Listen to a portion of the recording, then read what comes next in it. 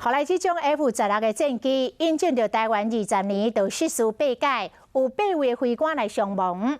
这个进行到夜间例行训练的时阵来训练，军方当全力咧搜救这位上校的飞官。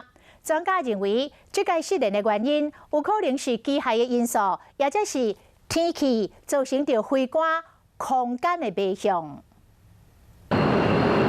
空军第5联队一台 F-16战斗机，昨日进行夜间例行训练的时，向用失联，上校飞官究竟是嘛找无人。我旁边就是空军花莲基地 F-16，当时起飞了2分钟之后，雷达光点是突然消失。现在飞机失联原因成为各界讨论焦点。昨天已经起飞的这是中昏夜航的时间了。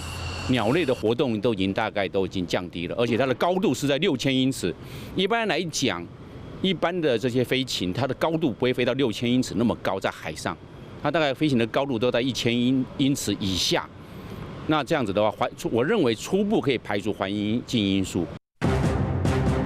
机械因素的可能性也蛮高的，因为在这个换波道当中，是不是造成易压易锁的现象，还是滑油压力，还是发动机出生的一些问题？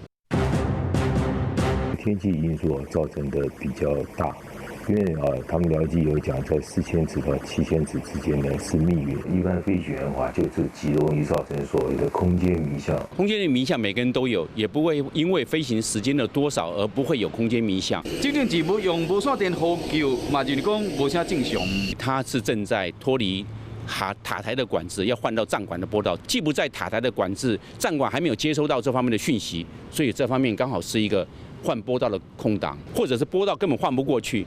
因为无线电就是故障了，它根本呼叫不出来。专家嘛强调讲 ，F-16真正失联原因，佫必须找到乌鸦仔，输入当时相关的数字，照度分析了解真相。